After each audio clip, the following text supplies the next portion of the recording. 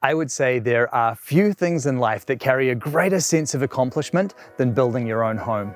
And today, here in Queensland, Australia, we're about to meet an inspiring couple who brought that dream to life.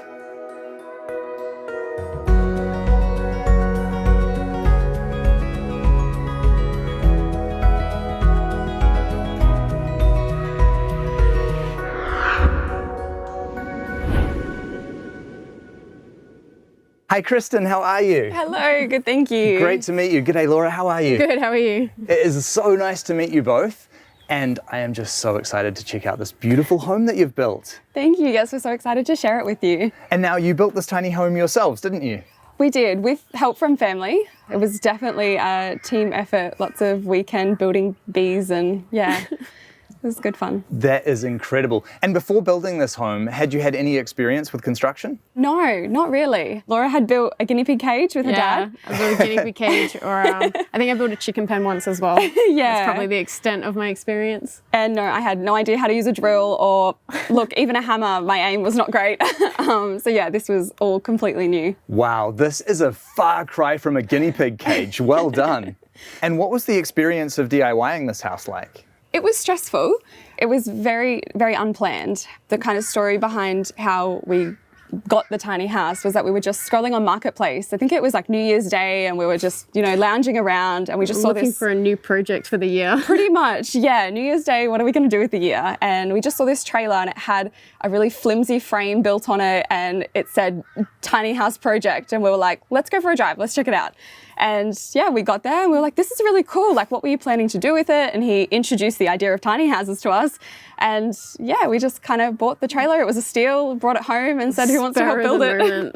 Yeah. Kind of decision. So we had no plans prior to stumbling upon the trailer. We just kind of, yeah. And you should see our building plans. They're like, we didn't even use a ruler when we were like drawing the plans out. It was everyone sitting around, like all family sitting around at a dining table just, should we put a bathroom here? Like, it was just a very fun project, just a very spur of the moment, very silly. We found all the benefits along the way. We were like, oh, this is way more sustainable. It's so much more affordable. Like, it gives us access to like, things like travel more, and because you save so much money. So yeah, the idea of tiny living wasn't daunting or anything like that. It was just kind of a new adventure, and we'll give it a go. We weren't scared of the small space. And what size is the tiny house? It's 6.3 meters long and 2.5 wide. I don't know how long the deck is, but yeah, we've got the little deck, which was a bonus that just came on the little fold out bit came on the trailer. Perfect. So yeah, a little bit extra space, wasn't planned, but it's definitely beneficial. And can you tell me about the design of the home? I'm very proud to say the vertical cladding was my choice, and I definitely won that. It looks great. Yeah, we looked for a really long time. I think the exterior cladding was our biggest, I'm going to say, hold up. That was kind of the point where we went away from using all recycled materials. We just couldn't find enough cladding all in one time. So yeah, we shopped around and I'm pretty happy with the price. We tried to kind of stay within a budget. Happy with how it turned out. Fantastic. And you've built such a wonderful space around the tiny house as well. You've got these lovely gardens, a nice outdoor area, and even the plant house as well. That's very cool. Yeah, my grandparents have this beautiful greenhouse, and it's quite old now, but even as a little kid, like little, I would go into the greenhouse and was just completely in awe by it. So my whole life, I'm, Poppy, when are you going to build me a greenhouse? So this is our little, we call it the little gingerbread house. But yes, it's my little happy place for my plants. But even that's all made out of recyclable materials as well, stuff you found around the garden. So even our fencing is all, like you can see, that's why half of it's white, half of it's brown. Right. Just, everything's already pre-loved. So we tried to stick to the all secondhand recycled materials. We did pretty well, like all of the windows were secondhand. We did kind of invest a little bit in the kitchen bifold. That was the one window we sort of selectively chose, and the rest just conveniently worked in with the design. Fantastic. And can you tell me about the parking spot that you found for the house? So this is actually my parents' property. So they have just under an acre, but at the moment they have my sister and her partner living with them as well, and then my brother. So they were like, oh, come back home. We'll just have the whole family living on this property. And then my sister and her partner have actually had a kid, and they're due for another one in about a month. So we were kind of like, oh, we want to be around for that, So we kind of made our space right down the back of the garden. So we still have our private space because everything's all fenced off, obviously, but constant access because they're only 20 meters off the property. That's amazing. I love that you get to be part of that big sort of family community and you get to be super aunties, which is amazing. That's it. Absolutely. We're definitely the favourites. We are the favourites. Well, you have done such a brilliant job on the outside of this home, and I cannot wait to see the inside. Can we check it out? Yeah, absolutely. Thank you very much.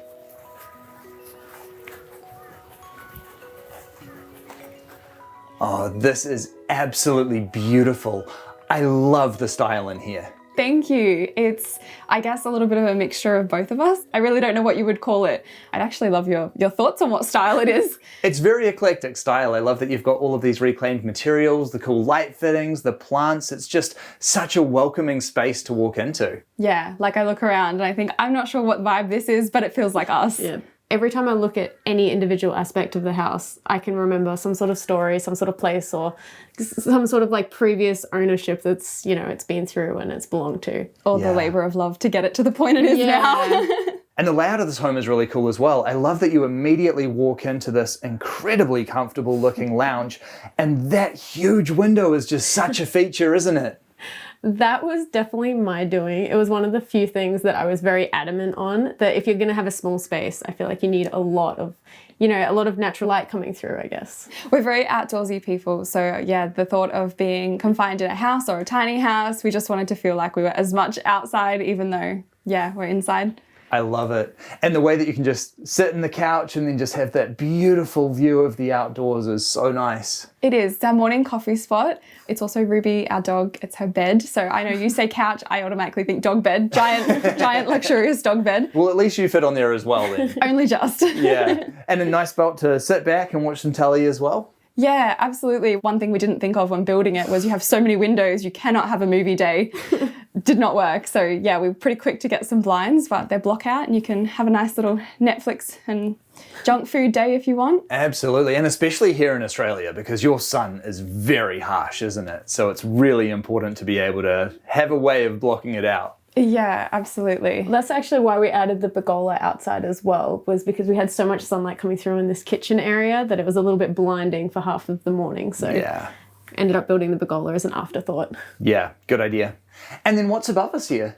So up there is my closet, my wardrobe. It was originally supposed to be a shared closet, but one of the things that she couldn't part with was all of her clothes. So that ended up being completely her closet, and then I have a closet space behind our bed frame. Gotcha. Yeah, and I mean, in saying that, Laura's one thing she couldn't let go of was her books. So yeah, we've sort of kind of used that space to incorporate a little bookshelf with the sliding ladder. The book obsession, I completely understand. I'm with you on that one. I find it very hard to let go of books as well. And I really like the way you have done that there as well, especially with the ladder. It's almost like climbing up to the beautiful sort of iconic library ladder, eh? That was the inspiration, is the old-fashioned library. Very nice. And then here we're in your kitchen, and what a lovely space this is. Thank you. I'm very proud of the kitchen. We had plans to, again, use recycled materials. I had very, very big aspirations of building all the cupboards myself, and we ended up going with Bunnings Caboodle Kitchen. Right. Good decision, I think, in the end. But yeah, no, we had a few non-negotiables, like the little, you know, our little hose. We had one in our big house, and it was definitely something we couldn't let go. Fair enough too. And you've got a lovely big sink here. Yes, secondhand marketplace find. It was great. The big sink is really good. We try to do our dishes sort of as we eat, as we go, but you know, sometimes they build up a little bit, but it's nice that they all just fit in. It never feels like it's over cluttered or you're overwhelmed with big frying pans and stuff. They can all just sort of slot in there. I do most of the cooking in the house, and so I was concerned about having a small kitchen, you know, how am I going to do all of my cooking? But I actually feel like I cook more now in the tiny kitchen than what I've ever cooked before. Like, yeah, absolutely. It's definitely enough space. It's never felt like it was too small. Yeah, in my opinion, hands down, good design will always trump size. If you've designed a space well and sort of designed it around your cooking style, then it's going to work for you. I think as well, if anything, it just taught me to clean as I go, which, you know, at the end of the day is a better thing. It is, yeah. You've got all the necessary appliances in here? Yeah, definitely. I think the only thing we can't fit is an air fryer. I'm so excited to one day have one, but there's no room for an air fryer in here. But yeah, we've got, you know, our coffee machine, toaster, kettle, all just the usual kind of stuff. It all fits in well. That's the important thing. And yeah, nice sized fridge. You've got the full 4-burner cooker and a nice sized oven. Yeah, definitely. The full-size oven, I think was a really, really good decision. Fitting the frying pans on, we find the 4, it really works well. So it was a really lucky decision that we ended up going that way. Very nice. And then behind you there, I'm guessing we've got your bathroom. Can we take a look at that? Yeah, sure. Cool. Oh, this is really wonderfully done. I especially like the way that you've built in a bit of storage here under the stairs and the way that you've tucked the shower in under there. That's very clever. I think design-wise, the bathroom was probably the biggest challenge. We wanted to fit so much into such a small space. The washing machine, a full-size sink, full-size shower, storage as well. Yeah. And I think that's one thing we didn't want to compromise on either. I hate the small little plastic showers that, you know, kind of like caravan showers. I was like, no, I want to have this nice open shower that, you know, feels nice to go into. Yeah, nicely done. And beautiful tile work in the shower as well. Yes, thank you. The tiles are another marketplace find. We had to get a tiler in to do the tiles for us because when we bought them, there was exactly the right amount and we just could not break a single tile. And I love them so much. I wasn't going to risk me snapping one or Fair enough too. And it looks like there's a little secret cubby under here as well. Yes, this is our little micro linen cupboard, I guess you could say. Spare bed sheets, towels, that kind of thing. The seat was, I guess, a quirky feature and it was a way to hide in some little extra storage. Nicely done. And then you've got a little bit of extra storage on the back wall there. Yeah, we have this built-in cupboard. We didn't know how we were going to make it work, but we knew just face washes, you know, all the cosmetic stuff, we needed somewhere for it. And you've got a nice sized vanity unit here too. We do, yeah. We've got the washing machine underneath. It's a little bit higher than, I guess, your typical sink or vanity. But yeah, it fits the full-size washing machine underneath and we've got a little bit of a gap for, obviously, the plumbing, but then storage just slotting in either side, hair straightener and, you know, all that kind of thing. All the essentials. Yeah. This basin is especially cute as well. That was something that I was not on board with. The Really? mint green was not necessarily something I would choose, but it was something that she got super stuck on. She thought it was super quirky, super different. I mean, I feel like it's probably safe to say you've never seen a mint green sink like that, concrete sink. You would be right. You would be right. But I do really like it. I think it works really well in this space. And you've got the flushing toilet here too. Moving in here, all the plumbing was previously set up. We're all connected to mains because there used to be a granny flat here. So we thought, while we have access to amenities, we may as well be hooked up to mains. We probably will go to compost eventually, but yeah, for now, it works well. Excellent. And then we've got your sleeping loft upstairs. Can we take a look at that? Yeah, absolutely. Thank you.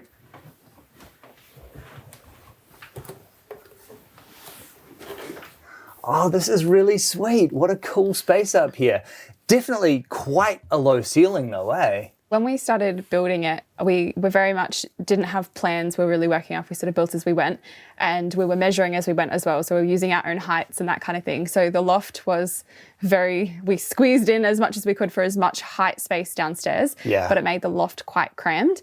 So yeah, we added the skylight in as a bit of an afterthought because we realized this is a really, really small, tight space and we just wanted to open it up a little bit. Yeah, but I think it works really well. And I mean, one of the things about sleeping lofts is they're just really cozy spaces, and in a way having it being a little bit more confined just adds to that kind of feeling. It does. It's very cozy. We have friends who joke that it's like our adult-sized cot, and it very much feels like that, but it's a bit of a safe place. It's nice. And the way that you've left it quite open to the rest of the home, I think, is beautiful as well. And you do sort of have a sense of spaciousness up here still. Yeah, it very much feels like the whole tiny house is our bedroom. We don't have, I guess, exclusive spaces for sleeping or for watching TV, or it's just the whole one space and it kind of ties in as one. And Laura, you've got your clothing storage up here as well? Yeah, so this, again, afterthought. We did a quick trip to IKEA and it managed to fit perfectly just behind the mattress. It looks great there, yeah. It does really fit the space well. We don't have any other built-in storage in the loft. So yeah, adding these in just helped with the clothes situation, but also just some little books and candles, the little knickknacks you accumulate over time. We've got room to slot them in. Yeah, adds a bit of character to the space. Yeah. For sure.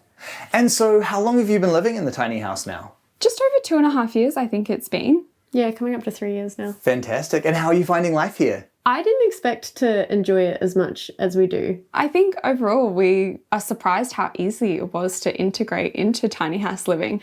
Getting rid of our stuff was really refreshing. We had a few sad things we had to part ways with, but I feel like they've gone to good owners and I'm happy they're living their best life. We still have all of our stuff. We have, access I don't to feel like we're everything. missing out on anything. No. And can we talk about the cost that was involved in building this home? Yeah, when we started, we actually had a budget of 20,000, which blew out very quickly. Yeah. We went into it a little bit ignorant, I think, thinking we could use all recycled materials, DIY the whole thing. We did have a lot of savings with labour. My brother's a plumber. Her dad helped a lot with the building. We had a family friend who was an electrician, so we saved heaps on that. I guess we lost count. I think you were keeping a spreadsheet. The last time I looked at it, I think it was sitting around 30,000 for the whole thing. Living in this, knowing we built it is mind-blowing. Like, we really do. We've had times where we go, how is it still standing? Like, we built this. But yeah, with that comes like a great sense of pride, and it's really exciting to know that we did it as a family and we had so many people help us. And it was a really, really rewarding, it was a long project, but it was a really rewarding project. I think because as well, every single aspect is like so personal and so specifically chosen that everything feels cozy and everything feels like us. It's not perfect and there's definitely flaws and there's things we would change, but knowing how much hard work went into it, even if we didn't get the most perfect outcome, yeah, it makes you really just kind of appreciate what you have. And now the house is all complete, you have got a very exciting project to move on to next. Can you tell me about that? We have, so just recently bought a block of land. We have been searching for land the whole time. Since we moved in, we were straight on, where are we going to move the tiny to? Where's our little special place in the world? So yeah, we've just bought a block of land, planning to move up there hopefully within the next 12 months. We've got a little building project going up there to extend the tiny house, make it a little bit more spacious and kind of suited to our future lifestyle. So, amazing. yeah. So the tiny house is going up with you? Yeah, definitely. We're going to take the tiny house up. There's a little studio there at the moment, needs a bit of work, and we're going to put the two together, probably a deck joining them and a bit of a multi-purpose space. What a great plan. Well, I cannot wait to come back and visit this house again when it's in its new spot. That's going to be really exciting. And congratulations on buying land. That is such a huge accomplishment. Thank you. Yes, it's very, very exciting, and we're really excited to see how it turns out. We have a vague plan, but I'm sure it's going to go well off. Yeah, once again, we don't really have building plans or anything concrete. We're kind of just winging it. It seems to work well for us. Yeah. It sure does. Well, I am just so excited for you. I think you've done such a wonderful job with this house, and I just cannot wait to see what you now do next. Thank you so much for sharing it with me. No, thanks for coming. Thank you. My pleasure. Laura and Kristyn have built themselves a home here that they should both be immensely proud of. This is such a beautiful space. There is so much character and story that has been built into this tiny house, and the fact that they built it themselves with very little prior experience is absolutely remarkable. Now they've bought land, and I absolutely cannot wait to see what they do next.